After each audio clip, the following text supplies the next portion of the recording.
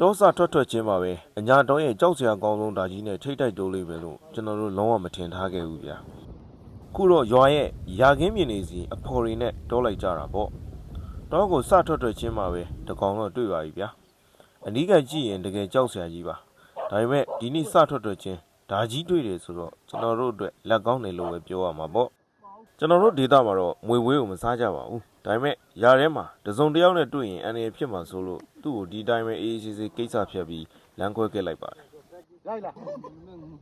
ဒီတိုင်းဆက်သွားကြတော့ကျွန်တော်တို့ထွက်လာတာမနေ့စောစောဆိုတော့ဗဒက်ကအပြေုံမထွက်သေးဘူးဗျအဲ့ဒါကြောင့်ဗဒက်ချင်းဝလေးတွေကိုပဲလိုက်ကြည့်ရပါတယ်ဒီချင်းဝကိုကြည့်တဲ့လောက်ကလည်းကျွမ်းကျင်တဲ့သူမှကြည့်တတ်တာမျိုးကဲခုတော့ဒီချင်းလေးကိုစတူးပါပြီဗျ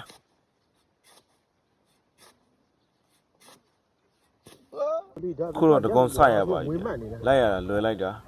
အကောင်ကသေးပေမဲ့ညနေကျရင်ကြက်သူ10လုံးလောက်နဲ့ရောကြော်လိုက်ရင်တော့ချိုနိုင်ကောင်းပါရဲ့ကျွန်တော်တို့ညာမှာမိုးရွာပြီးနောက်နေ့နေတာရင်လူငယ်တွေဟာပျော်သဘောနဲ့တောလိုက်ထွက်ကြတာဒလေးတစ်ခုပဲဗျမိုးရွာပြီးနောက်နေ့ဆိုရင်မြေပြင်ကအဆိုတဲ့ကြောင့်စိုက်ပျိုးထွင်ရလို့မရသေးတော့လူငယ်တွေအလုတ်အားနေကြတာ哦မနေ့ကင်းတစ်ခုလုံးတောလိုက်ပြီးညနေကျရင်ရတဲ့တောကောင်လေးတွေကိုကြော်ချက်ညချမ်းမှာအညာထိုင်းကြီးလေးနဲ့အမောဖြေကြတာပေါ့ကဲနောက်အပိုင်းမှာဆက်တွေ့ကြတာပေါ့ကျွန်တော်တို့ရှေ့ဆက်သွားရင်ဘာတော့ကောင်လေးတွေထိုက်ရမယ်ထင်လဲကွန်မန့်မှာခံမှန်းသွားကြပါအောင်ဗျာ